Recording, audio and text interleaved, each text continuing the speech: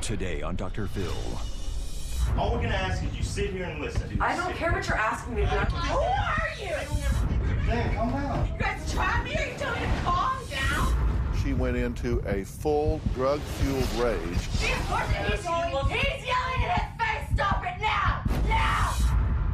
Get off of me! Get off of me! No! You need this!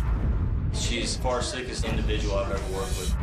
You're her mother, and you're standing in the background saying, I'm sorry, I'm sorry. If this doesn't work, she's never going to speak to me again. This is your chance to be the mother you feel you should have been then. This is the last time you will ever see me. This is going to be a changing day in your life. Have a good show, everybody. Here we go. If it matters to you, that's what I want to talk about. Are we ready in the booth? Let's do it.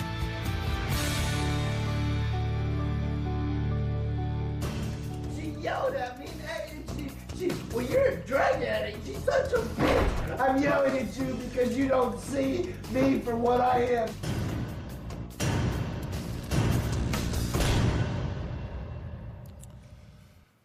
Well, that is typical addict behavior, screaming, making excuses, irrational outbursts. No one knows how a drug addict behaves better than Brandon.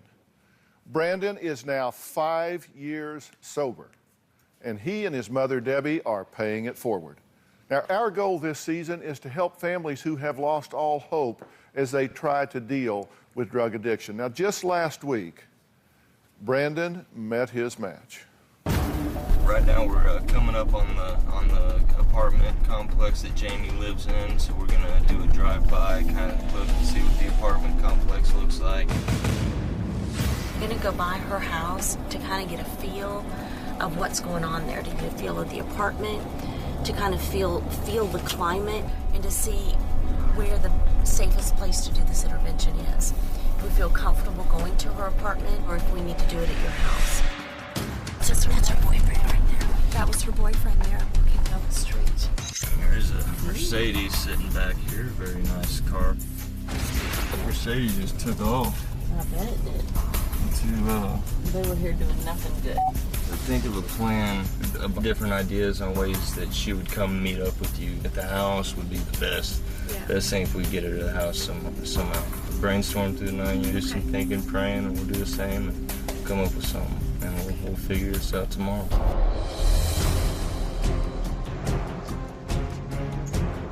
Good to see you again. Hey, how are you doing? This way, yeah. Thank you guys for being here and supporting this process. We are here to fight for Jaime's life. What drugs do you know for a fact that she's using and how much? Yeah, it started Oxycontins. Of late, she started injecting cocaine. My daughter Jaime is 23 years old, and she's addicted to Oxycontins. Oxycontin in different ways. Snorted, shooting up Oxycontins. In 9th grade, Jaime started using Percocets. Smoked marijuana. Cocaine. Injected cocaine. She has done crack. Smoked crack. I could see by Jaime's arm she had bruises from her shoulders down to her wrist. It looked like she had been injecting in the same spot. When I saw that the first time, I almost fell to the floor. It became very real, and I knew it was bad. Growing up with Jaime, we were very close. She was like a second mom to me. I always looked up to her. She was one of the most important people in my life. I haven't talked to her in a few months because her problem really started to escalate, and my mom was trying to protect me. She was a complete tyrant. She just wasn't Jaime anymore. When you look into her eyes, it wasn't her. She wasn't herself. You couldn't talk to her. You couldn't communicate. Jaime's drug abuse has affected Kim in many ways. She doesn't get a lot of sleep at night. Every time the phone rings, she's afraid to answer it. She's afraid to walk in and find her daughter dead. When Jaime first told me she was addicted, my family and I did an intervention. We got her into detox. She stayed there for 3 hours and checked herself out. She ran, and that night she attempted suicide. The police found Jaime laying on her kitchen floor. I thought my daughter was going to die. She was foaming at the mouth.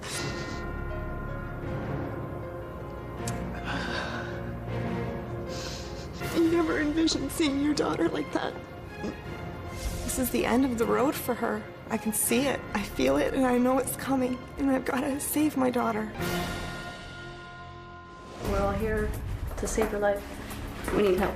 Please save her. We can't get enough help.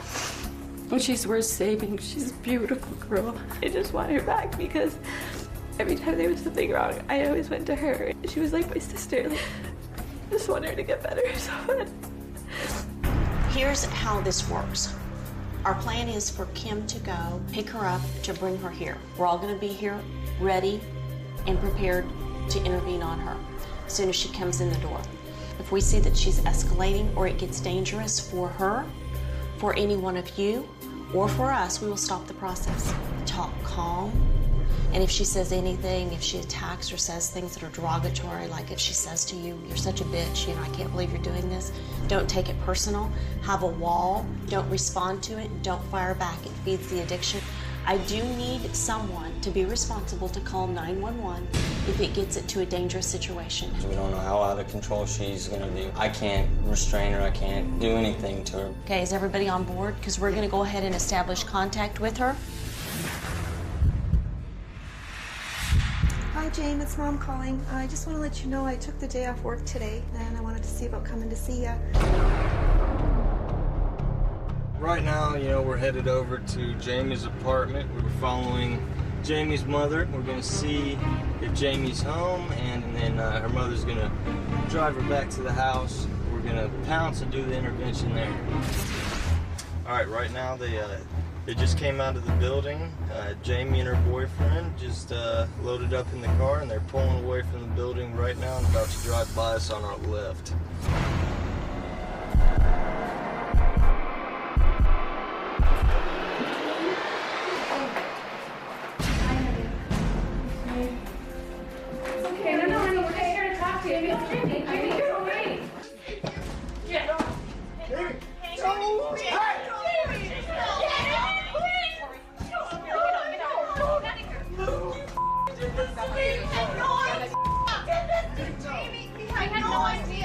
I swear to you, Help we him. had no idea. Jamie. I was gonna change.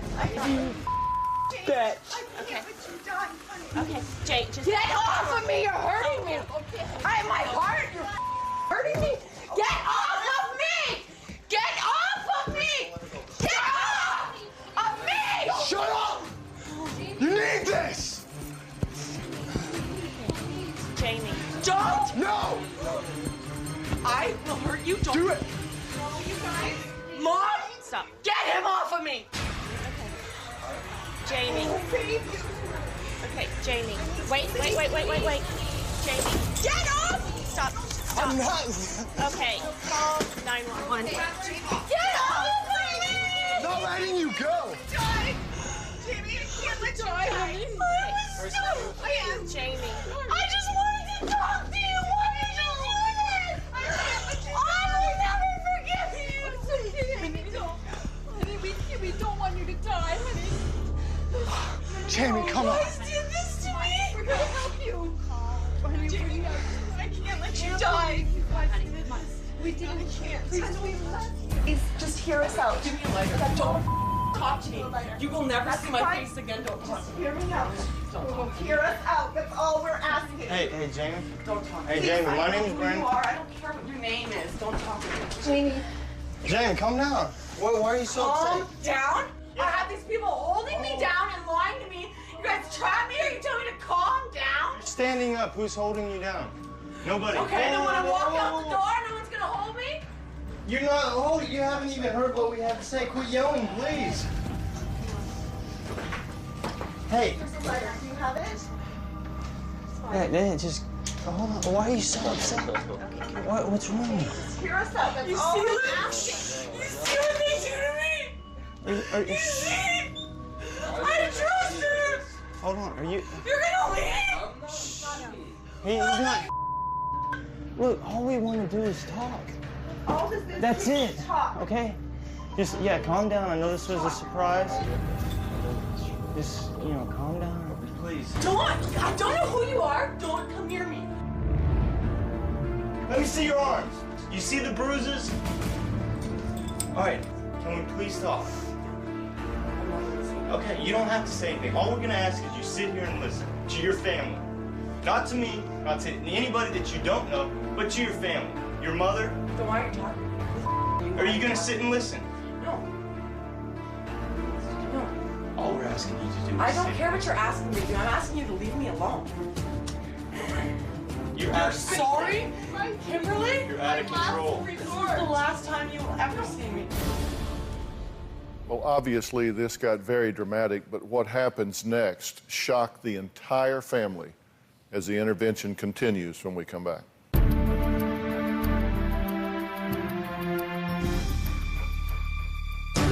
Are you worried about her at all? Yeah, man. You know what? Don't you include him.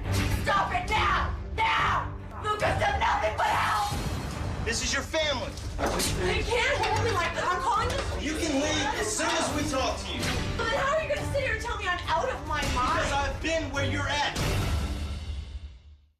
Now, I asked Brandon and Debbie to help us with an intervention here, but when Jaime showed up, she went into a full drug-fueled rage, and no one could predict how it was going to end. All we're asking you to do is I don't sit care what you're asking me to do. I'm asking you to leave me alone. You're out of Sorry, Kimberly? You're out of control. This is the last time you will ever see me. I don't want to be here. I want to go home. You think they want to be I don't care what they want. Okay? Okay, look, let's start over. And we'll start over. No, I want to go home. No. You don't even know me. No, I don't know. So then how are you going to sit here and tell me I'm out of my mind? Because I've been where you're at. I don't care about your life and your sad sob story. I don't even want you here. Okay, that's fine. I don't know why you're talking to me. Take a breath, calm down. I understand this is a shock, but yelling and screaming is not going to get anything resolved. This is what I expect. Okay, talk to us. My name's Debbie. I'm a counselor and a nurse. This is my son, Brandon. He has been where you are. Your family is worried about you. I can't believe you would all embarrass me in front of Luke like this. Do you know Hold how on. embarrassed I am right now? Luke is No, you also don't get, worried. No, Wait, no, wait. Don't you? Don't you involve him. He would never do this to me. Luke, are you aware that No, she's... don't you include him in this. Okay. Luke, if you want to go outside, don't you include him in this. Okay.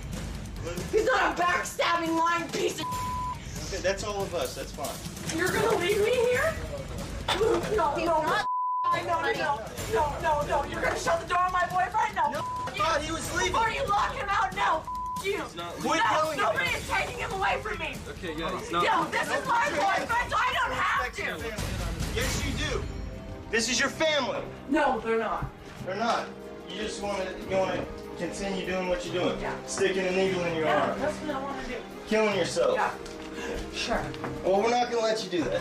You know, are you worried about her at all? Yeah, man. You know what? Don't you include him.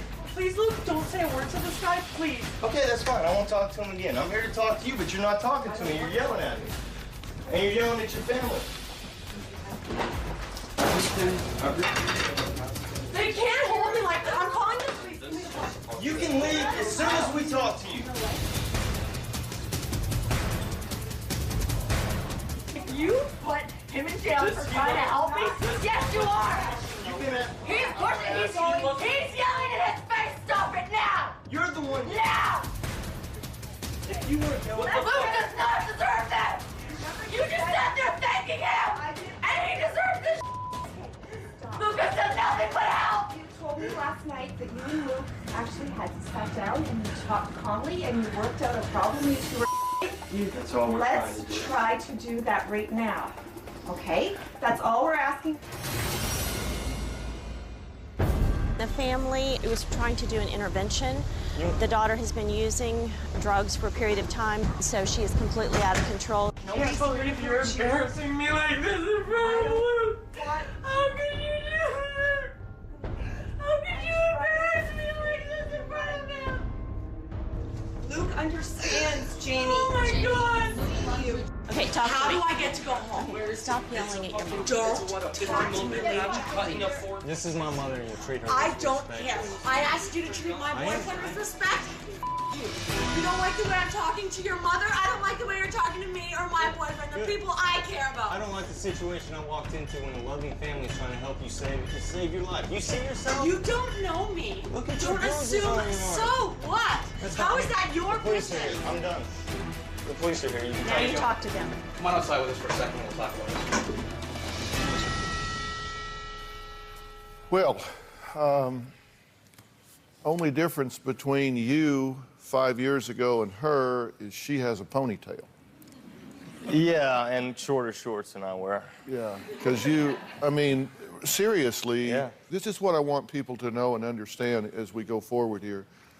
This behavior is not atypical in any realizes, wait a minute, somebody is getting ready to threaten my access to drugs. Somebody is getting ready to threaten my ability to do what I've been doing. What did you think when you heard all of this coming out of her mouth? It's not unusual.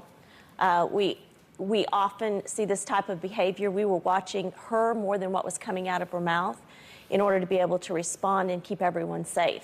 Now, if you suspect that your child is using drugs, I want you to go to drphil.com because Brandon has some firsthand advice of what to look for. Having lived that life of an active addict every day, he's going to be your friend at the factory and tell you, here's where they hide it, here's how they do it, these are the things to look for, just kind of the tricks and trade of those that are living this self-destructive life. Coming up, we're going to see what happened after the police arrived, and we're going to find out why an ambulance had to be called to the scene as well.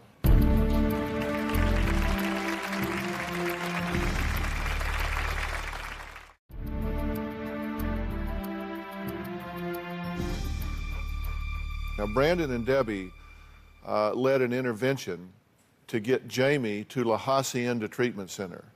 But when Jaime arrived at her mother's house, she got totally out of control in clearly a drug-fueled panic. Now, the police were called, which is exactly what should happen if things get out of control. You heard Debbie very early, before the intervention started, she said, I want to designate someone here that's going to call 911 if things get out of control. The number one rule in any intervention is safety and security of everybody involved.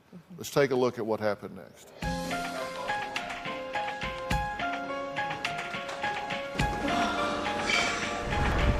I had no choice.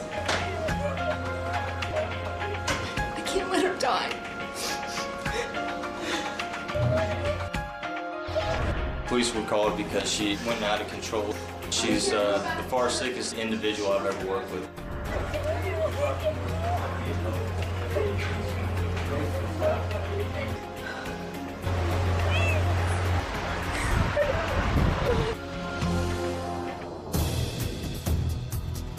It's much better that the police are here than you're standing at her coffin, okay? The police contact the ambulance to have medical professionals come here and actually check her out. That way they can have a medical assessment and determine what the next step is. This is a start. This is a start. She's calmed down in there. The door's open. The police are talking to her. She doesn't. I know how hard it is for the family to see something like this happen. I can't tell you how difficult it is to see someone you love in handcuffs or taken away, but it may be the only thing that saves her life. Likely what's going to happen is she will go from here to the hospital. They'll evaluate it. They'll call what's called like a psych response team to get an evaluation to see where she's at psychologically. We're not going away. You know, we're going to see this through to the end. That's what Dr. Phil does. The goal here is to get her the help she desperately needs and deserves. We are going to go to the hospital right now and speak to the doctor as the officer suggested we do, and plead with him to keep her at least the 72 hours for observation to get her calmed down. We just had a conference with the police officers as well as the 3 physicians who have evaluated her. They are going to go ahead and hold her for 24 hours. There's going to be a psychiatric evaluation in the morning with a possible 72-hour hold. Hopefully they can do the evaluation tomorrow and we can get her on her way to treatment in the morning. We definitely haven't lost any hope for this case. You know, as long as there's a beating heart and she's still alive, she's safe for tonight, we're still going to be here, you know, trying to get her the help she needs.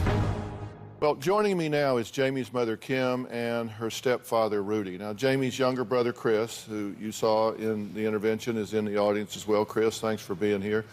One of the things that bothered me about this, in this intervention, we have Debbie and Brandon who are there on my behalf, who bring an expertise, and it's clear they did.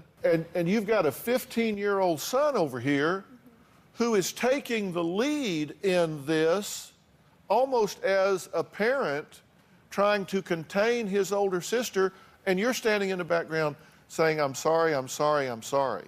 Now, you say it's because you feel guilty. If you feel guilty about having done things wrong, wouldn't this be the time to step up and do something right? It's like, okay, I have a chance. I have reached out to Dr. Phil. He has sent me the pros from Dover. We have a team here. We have a plan. We have a place to go. I am actually bringing you something that is life-saving, healthy, and good, and I'm going to stand back and apologize for that? I don't get that. I'm afraid of Jamie. I was afraid of her reaction. I felt if this doesn't work, she's never going to speak to me again.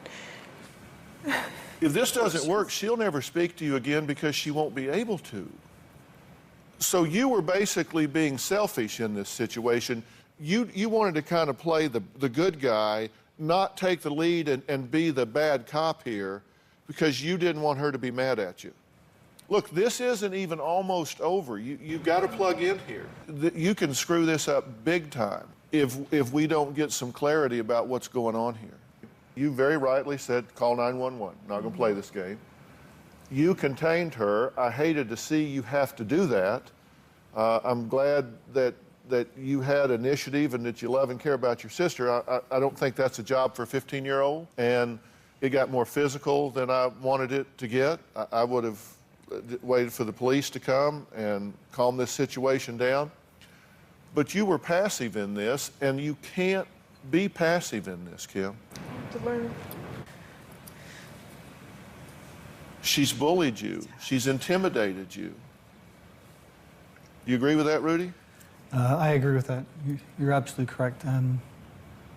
Jamie just seems to know how to manipulate Kim, and it's happened often. I guess she's just afraid. She doesn't know where she's going to go, what she's going to do.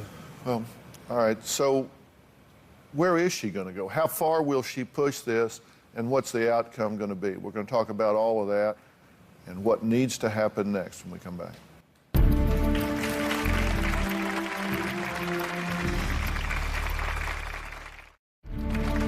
You are watching Daytime's #1 talk show. Okay, I'm here with Brandon, Debbie, Kim, and Rudy. Now, Kim is Jamie's mother. Rudy is the stepfather. Chris is here. He's the younger brother that took a very active role in this intervention. And Kim, I seem to be focusing on you here because you're her mother. And you've not wanted to deal with any of this because you don't want her to be upset with you. Because she can exact a toll. She can yell and scream, you're never going to see me again. You're never going to speak to me again. You're seeing me for the last time. How could you do this to me? I hate you for this. You've betrayed me. All of those things. And that gets to you, right? Yes. So you would rather do what it takes to make yourself feel better than to give her a chance to get this monkey off her back and have a chance to live? I never looked at it that way.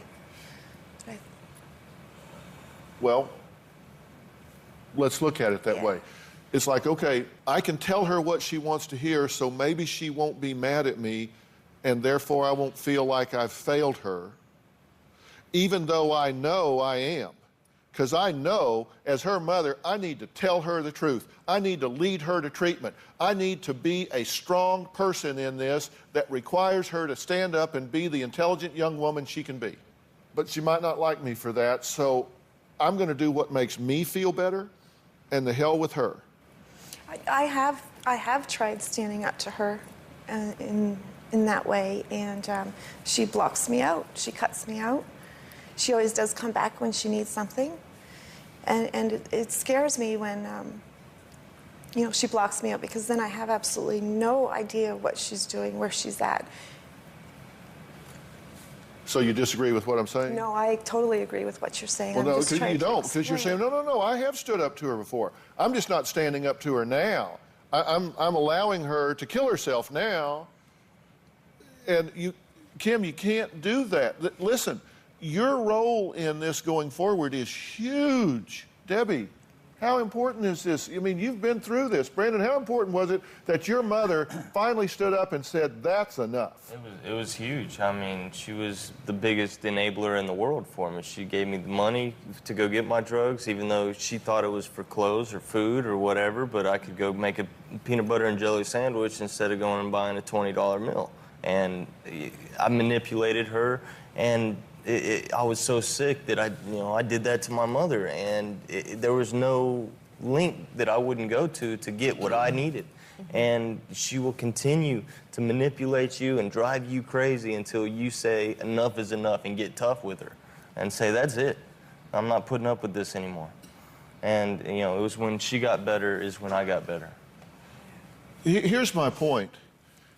If we get her to treatment, if she turns things around, if she doesn't continue down the path she's on, and she comes back to the same dynamic that she has now, what's the point? If you're feeling guilty because of what you subjected her to as a child, and so you're like, oh, I own this, I'm to blame for this, so I'm just going to sit over here and feel guilty, then there's no point in going through all this. If you don't decide, look, I can't change what has happened, I can apologize for it, I can go to therapy with her, I can make amends however I can, but the only time is now, and she deserves a future. You can be sorry about that, but you got to forgive yourself. You got to ask her forgiveness. You got to live in the moment and give this girl a chance to live. Don't sabotage her when she's 2, 3, 4, 5, 6, 7, 8, 9, 10, up through her teens, and then sabotage her now. If you're right, if you sabotaged her unintentionally when she was growing up, don't do it again now. Isn't that what you're going to do if you continue to be afraid of her and let her dominate you and bully you and enable her? Absolutely. Don't you wish you had that childhood to do over again? Oh. Well, you get a do-over right now. This is when you reparent. This is when you redo. This is your chance to be the mother you feel you should have been then.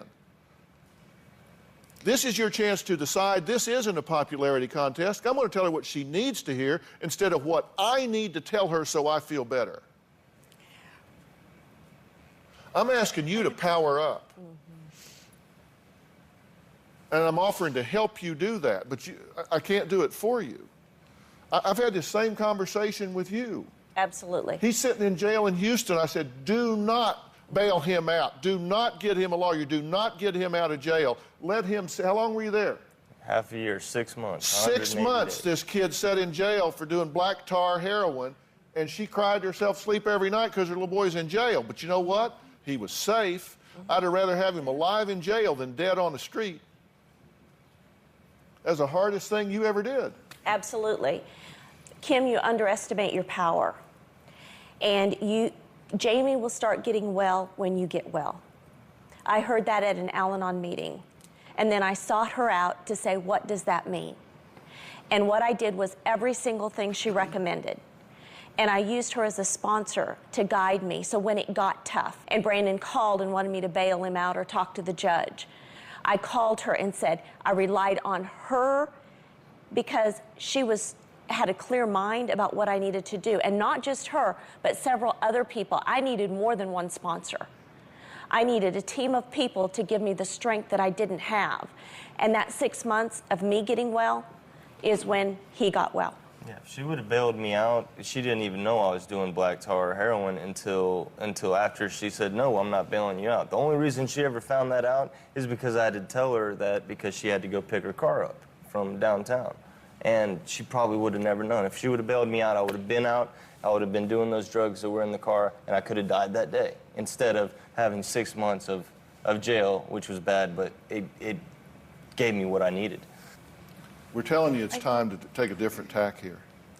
You got to go at this in a different way. I know. You're going to have a lot of help and a lot of support, but it's time for you to do the right thing. Now, as Kim said earlier, she wrote the show after seeing Brandon with a drug-addicted young girl named Carly here on this stage. These things don't always work out the way we want them to work out, but we're going to find out how Carly's doing and what her mom wants to say to Kim.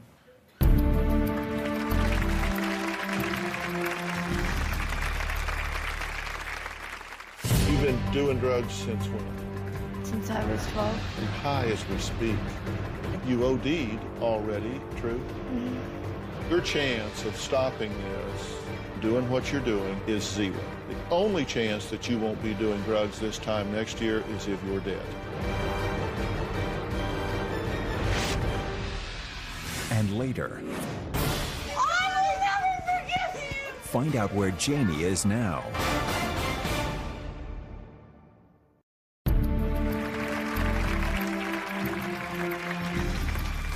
Kim wrote the show after seeing our drug intervention with 20-year-old Carly. Now, Carly, like Kim's daughter Jaime, was defiant, did not want any help, and had just smoked OxyContin the morning of the show. My 20-year-old daughter, Carly, is addicted to drugs. In August of this year, she overdosed on heroin. She almost died. You've been doing drugs since when? Since I was 12. 8 years. You're high as we speak. You OD'd already and had to be resuscitated, true? Mm-hmm.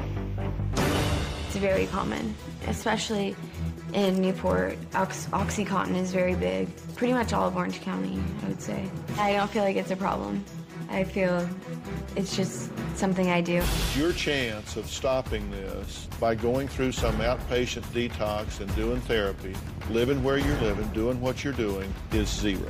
The only chance that you won't be doing drugs this time next year is if you're dead.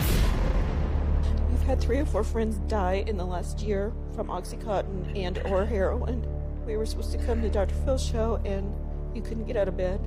You were very sick and you told me you couldn't go unless you had some Oxy, so I gave you the money to go get it, and I feel horrible for that. I want you to be okay. I'm worried you're gonna die.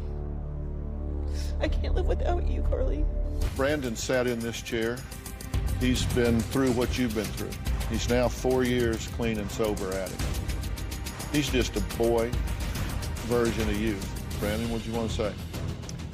I know you need this. I know where you're at. I know that you feel like you're in a dark place, but you don't want to accept the help. You don't know what it feels like to be normal anymore. OxyContin's a very powerful opiate. It's the pharmaceutical grade of heroin. You can't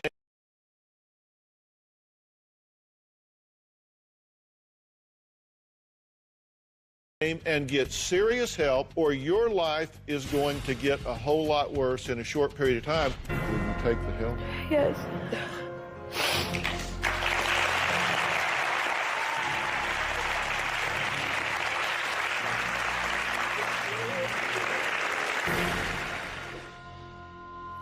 Well, Carly left the stage and went directly to treatment at the La Hacienda Center in Texas. That was 9 months ago. Carly, come on out and join us.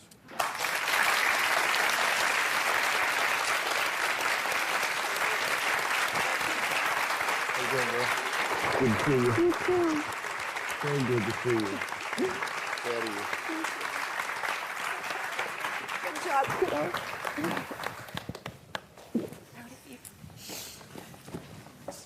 Well, just anywhere's fine.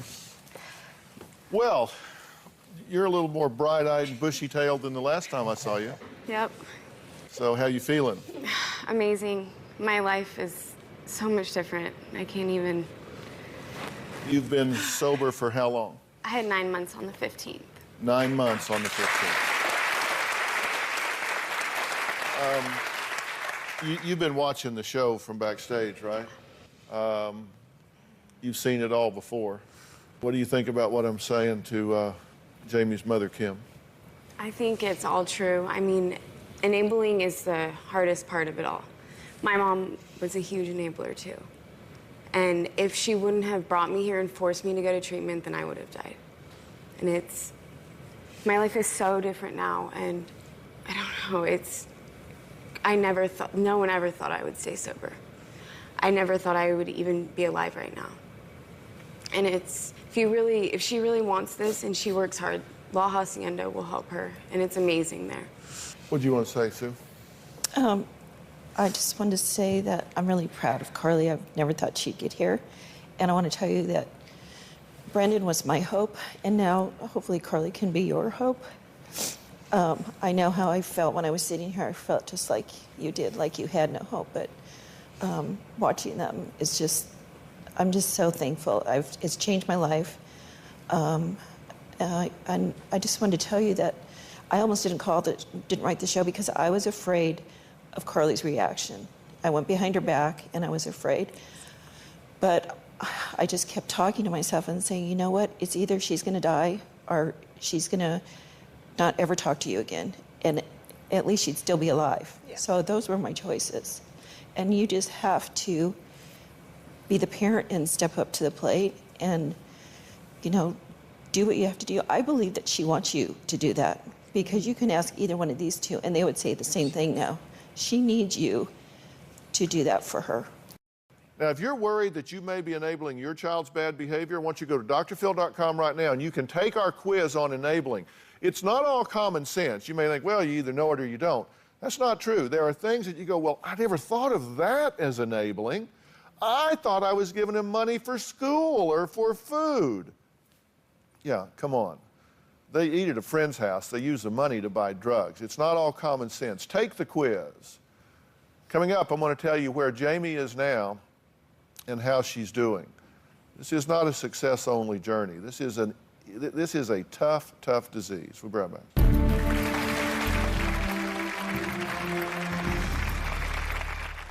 We sent Brandon and Debbie to do an intervention with Kim on her 23-year-old daughter, Jamie, who is severely addicted to drugs. And, of course, the last we saw here in the recap is she had gone to the hospital. She was on a psychiatric hold there to be evaluated. She did go to La Hacienda. Yes. Now, there was drama along the way because when she got out, she said, okay, I'll go to treatment, but I want to spend a few days with my mother, and I want to go to L.A. and talk to Dr. Phil. I love Dr. Phil. I want to go look him in the eye and talk to him. And that seemed like a pretty good idea, right? So they called me, and I said, not just no, but hell no. She goes straight to treatment, from the hospital to treatment. Rich Whitman is here. He's the director of the La Hacienda Treatment Center, and there are a lot of treatment centers here. We use different ones from time to time, particularly for those under 18, because La Hacienda is for adults. People, Rich, have asked me why I'm so high on La Hacienda. A big part of it is you. Thank you. Because you get it, and I thank you for the work you guys do down there, and I thank you for...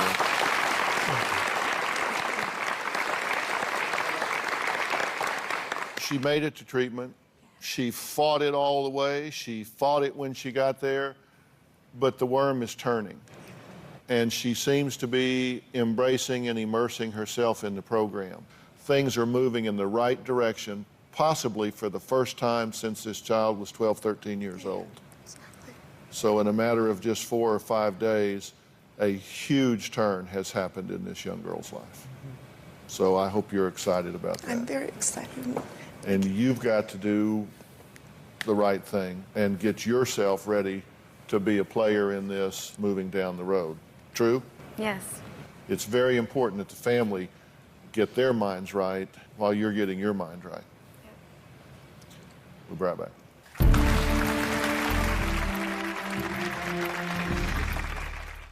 Well, Jamie has been in rehab for 4 days now. She called her mom last night. What did she say to you, Kim? She said, Mom, I have something I need to talk to you about. And she said, I just want to say thank you for getting me here.